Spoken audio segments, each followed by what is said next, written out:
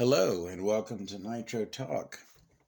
Are we going to be talking about nothing today? No, we are not. Before we find out what we're going to be talking about today, please like and subscribe. If you are into awesome, cool nitro engines and related stuff, like I'm getting ready to show you, some top shelf nitro goodies. If that's what you're into, please like and subscribe. So, today we're going to take a trip back and we're going to show something that's a little bit before my time. Now, not before my time, but before my RC time for sure. We're going to talk today about this OPS 3.5 buggy engine number 8841. This engine is from 1991. Now, when was 1991 in RC? I went looking through my magazine collection. I do not have much. There weren't much for RC magazines back in those days. I found this, which is from 96.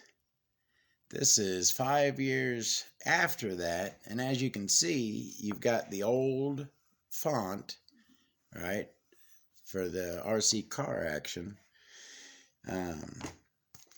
We still got brushed speed controls, brushed motors on the front.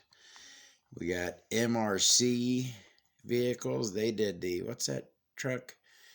King, MRC, Thunder King? Is that what that's called? They got a really cool, MRC made a really cool truck. But back in these days, it was certainly electric was very popular. I mean, look at there's an old GS11X nitro engine with the red pull start on it. I mean, look at that old Futaba radio, right?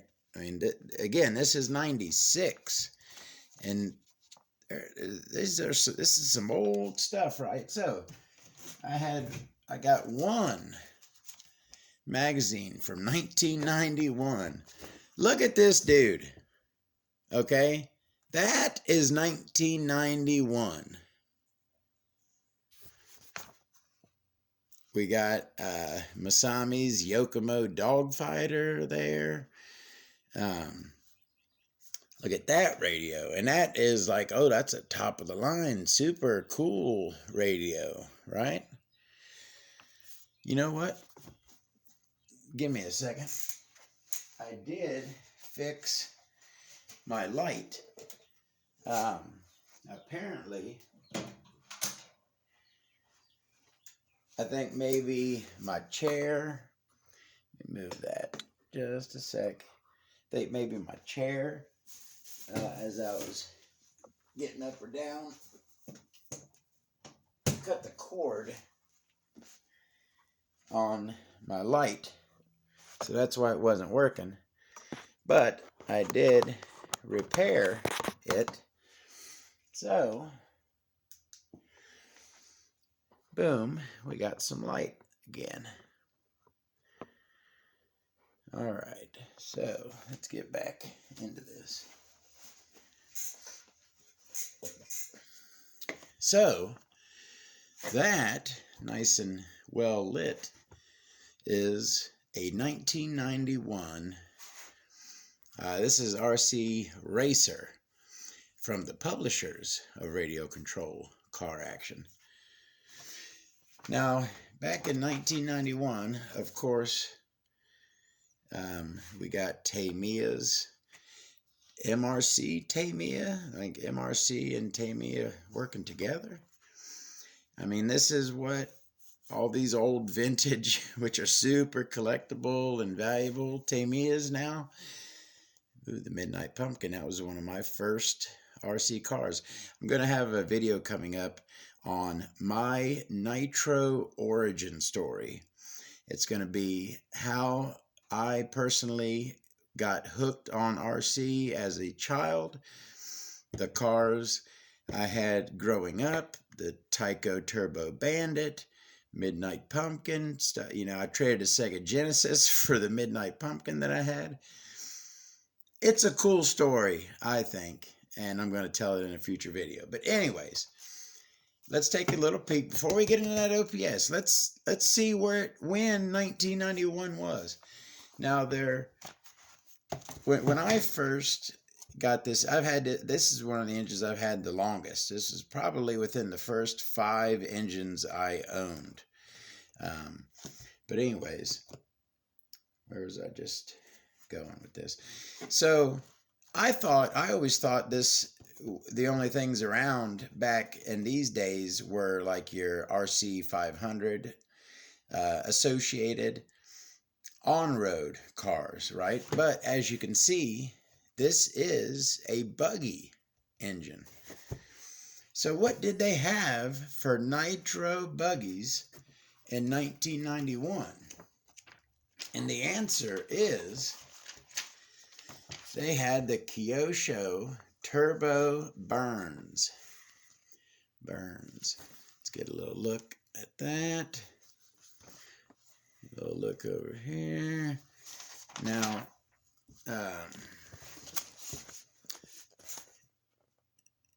right there, get a look-see at the Kyosho Turbo Burns. A very old vintage nitro vehicle. Now this, in this magazine, they have mounted an OS EXB engine mounted in here. Now, I've got a few OS RGs, which to me are antiques. This thing is certainly much older than the RG. Now, as you can see, this is back when most engines had bolt-on exhaust adapters.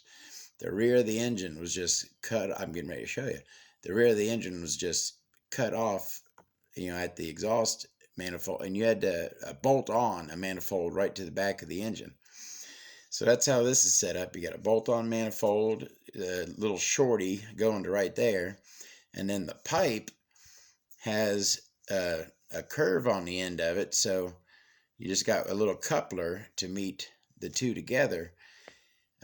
Pipe exit way back here instead of the stinger, way back here instead of up there. It's some odd stuff. It looks odd to us today, but this is how they did it back then. The throttle linkage on this engine is super cool. All right, so we've taken a look. We know when 1991 was. It was, I'm surprised there aren't dinosaurs on this cover, right? That was forever ago. Let's go ahead and get into this beautiful, now OPS, very fine Italian, as you can tell, engines. Certainly didn't get as big as Nova Rossi did, but they were around for a plenty long time. They were certainly very well respected. Tamiya had OPS manufacture an engine for them. And so we're almost there, I promise. We're going to bust this thing open. But before that, I'm just going to give you a little peek of an upcoming engine. You know how I love a good name, right? The Rossi Black Magic is an awesome name for an engine, right? But I may have to cast my vote for the best named nitro engine of all time I may have to cast that vote for the OPS 21 Speedster Power. Yeah, the Speedster Power. Awesome name for an incredible engine. We'll get into that one later. But for today, we're going to take it back. This one is for the older people who remember back in this day. Let's take a look. I don't know if you're ready. This thing is gorgeous, people. All right. Boom. Of course, I have all my engines sealed in bags with desiccant packets. No moisture in with my engines. Look at that. Now, like I said, back in these days, bolt-on exhaust adapters. I'm going to tell you quite a tale about this exhaust adapter here momentarily. But first, let's just take a look at this thing. Let's just drink it in. Now, looks like a small block bolt pattern for the motor mounts. That was the bolt pattern back then. There wasn't small block, big block. This carburetor is so unique. The other one is the same. If you look inside, the slide is like a barrel. It's open, and there's just a groove cut in there for the groove to go into, or the circle of the slide to go into the groove. I did this carb boot has been moly coated, so it should be nice and pliable and still fresh, so we can, now there's no usually a carb slide will run in a channel, where you adjust your throttle in and out. It'll sit in a groove to where you can't spin the slide. But this one, you could spin this thing all the way around. Looky there. It's big open inside. So that, just see how, and then look down in there. It just kind of goes around. It's wild. Now, let me go ahead and show you the way they did throttle linkage back then. And we're going to take a look. There's a lot of paperwork in here. We're going to take a look at all this. What we're not going to do, and I'm very sorry about it, we're not going to open this thing up. Not today. I've never had this engine open, and for whatever reason, I just don't want to. It's never been cracked. Maybe someday, if you would like to see the insides of it, I'm not going to lie to you. I want to see the insides of this. But I'll go ahead and tell you why. One of the big reasons, if you look at this back plate, looks like it has a gasket on it. And at this age, this engine, I don't want, that gasket is more than likely going to come apart when I take the back plate off. And, maybe see if an old OS gasket fits, but more than likely, I would have to seal it up. And I don't want to do that with this engine. I want it all original. So for now, it's staying together. Maybe I could pull the head off, see if the sleeve comes out. We could take a look at that. But I don't want to pull that back plate off on this thing. Okay, so first, before we do that, I want to talk about this carburetor. It's very unique. Now this, the way they did carb linkage was different back in the day. Now here's how. Now this, you see this rod with a ball on the end. This is what attached to your servo. All right, so your servo attaches here, and it pulls with this ball. And here's how it works. So you unscrew this cap on the end of here. And inside of there you got a spring and then your high-speed needle. Or high-speed needle. Your low-speed needle will come out. So put the spring back in. So you take that piece and you put the rod through it, and so the ball goes down in there and it meets up with that spring, right? So now you tighten this down and you've got that spring in there, so that where you would normally, adjust, and you can move the carburetor, but normally where you would, you don't want to come at an angle, you got that little bit of movement to where you could pull it, and you're pulling on that ball, you're not pulling it cockeyed. But that's, go ahead and throw that back in there. And you know what I like to do? I know I'm anal, but I always do this. When I put a carb boot on, I line up the seam in the boot with the seam on the carburetor. I don't even know if you could see those two seams right there. Probably not, but if you spin to right there, the two seams line up with each other. I know I'm crazy. So, yeah, so that's how the throttle works. You got that ball in there, so you could pull it from back here, you could pull it from over there. Tall, high-speed needle here. That also feels good. That you could tell I molly coated that as well, so that's holding up very nicely. You could tell that's not going to leak. Got an aluminum collet.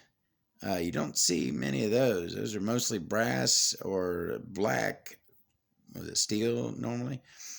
But that looks like an aluminum. Oh, I'm very sorry. I'm very sorry about that. I'll get better. I promise I'm going to stop doing that one of these days. I got to remember to keep an eye on the camera so you make sure you guys can see well. Yeah, aluminum collet on there, looking like. All right, so let me take this throttle rod out.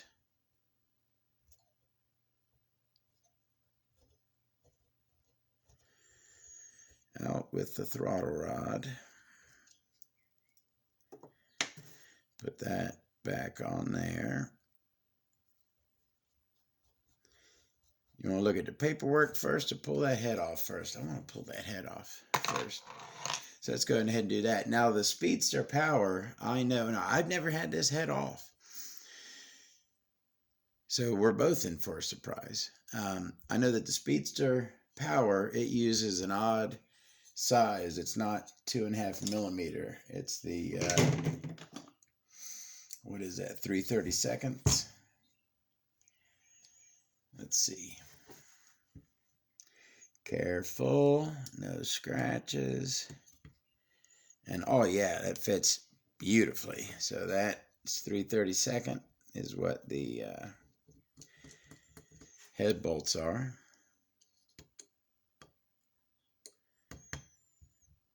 Look at that, no slop whatsoever. Those bolts are brand new. And I'm glad that, I didn't try to come at them with a 2.5. I know that they were differently sized. So, make sure. I don't like damaging anything, even a head bolt. I've got tons more head bolts I could swap in, but I just don't like damaging any of this stuff. My bad. All right, so that's 3 down, 1 more to go, and then we'll see what there is to see under this cooling head. Now it's got, see the unique bottom finned part there below. There we go. Below the cooling head. All right. Now it's a two-piece head. I've always figured this for a one-piece head at this age, but no, two-piece head. So there's our head button, looking beautiful. Not head button, head, looking old school and gorgeous. All right, are you ready? Standard head, and it looks like it's got an OS LC3 in it. Did I put that in back in the day? I'm not really sure. All right. And we've got a fairly large combustion chamber, kind of almost reminiscent of that Vertex engine, but not as extreme as that, not quite as large of a bowl. And I tell you what, it's pretty well placed in there. That glow plug appears to be in a very nice position. Maybe it could come up, which means having a thinner gasket. Just a touch. It could come up just a touch, and it would be perfectly Todd turboed. All right, the sleeve looks thin. Does it look thin to you? It looks like it's thin-walled. Now, this, even from 91, that was, one of the reasons why I didn't want to mess with it. Smooth as butter. I mean, they assembled this with some very good machine oil that has not degraded at all. This thing rolls. I could look, just pinky touch, and that thing rolls up and down. Just smooth as you could ever want. You know what? I almost want to rewash my hand before I try to stick my finger in there. You know what? We could see down in there, it looks like a 3-port. I don't want to stick my finger in there. It's got the original assembly oil on it. I don't want to stick, even though my hands are clean. I don't want the finger oils. It don't need to go in there. It's a 3-port. Head shims look like they're aluminum, and they stayed on the button. It's small. The diameter of the crankcase appears small. A lot of modern ones are bigger.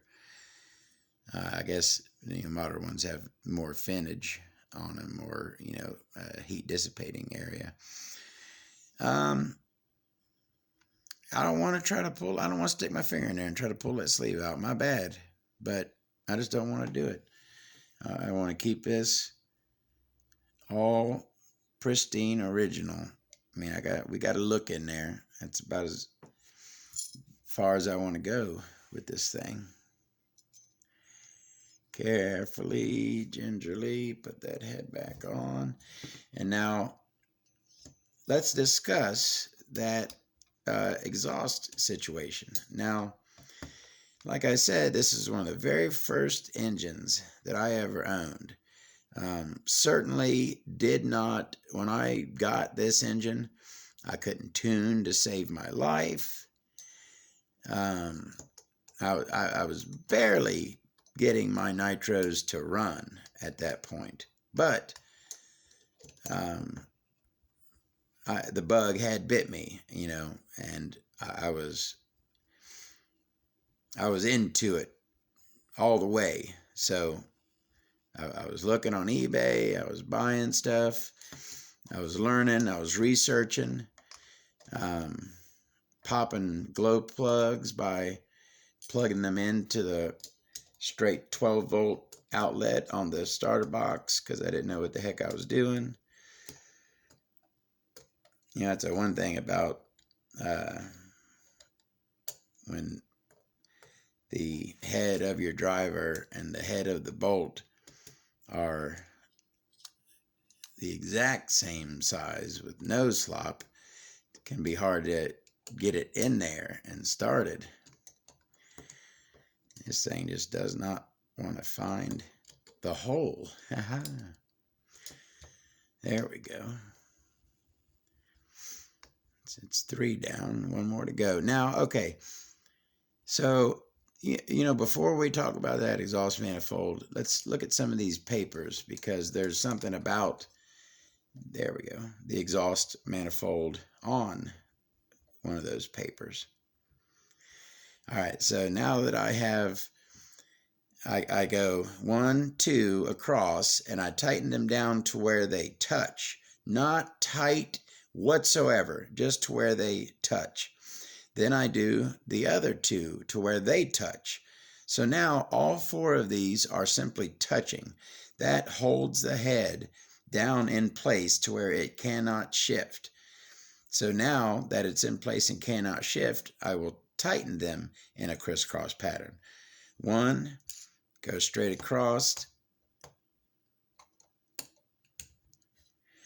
2, and then now that I've got 2 tight, pick one of the other ones, doesn't matter. Tighten, and come on. You're watching me try to find the hole. There it is. All right, there we go. And not crazy snug, just a good firm.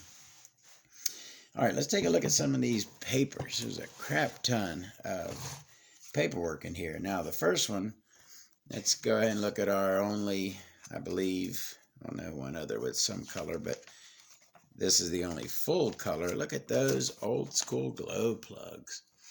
Isn't that cool? Now, if you look, and you can see, they look like they all have aluminum washers on them. What it looks like. They're silver looking. But those are, speaking of glow plugs, got just a little glow plug sheet there. Pretty cool. Some old school OPS glow plugs. All right. This here is a list, and you can see there, 1991. This is a list of their engines and what features they have.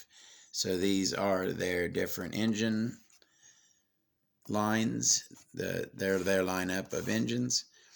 And then, like, let's say this one, for example, this one does come with a socket, short 3/32 socket wrench, but it does not come with an exhaust silicone connector, which is the next line. But this one, this 8770, does come with an exhaust silicone connector. So that's how that works. And this engine, number 8841, is right here. So I could go through and see the included items with this engine, the 8841. It's a parts list. Here we have, what was this one? Oh, this is some accessories. You got your L-shaped hex wrenches. Was that a flywheel tool?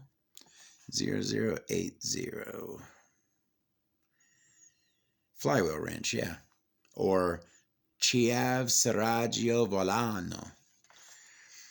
Got some old Pacer glue, some old Pacer Zaplock. What are those? T-handle wrenches. But that, and then these are the engines, and basically some specifications. 3.5 cc, bore and stroke. Let's go ahead and see what the bore and stroke is on this one. 8841, 3.5 buggy, SPA. And we'll see in here, what does SPA mean? SPA means like standard glow plug or something. I believe I'll see that on another paper. But the bore and stroke of this engine is 1660 for the bore and 1600 for the stroke. So it's a short stroke. Now that I'm going to get into the whole exhaust adapter thing. You see that right there? That is the package with the other exhaust adapter. I tracked these things down. It took me months to find and order these exhaust gaskets, but I'll get into that shortly.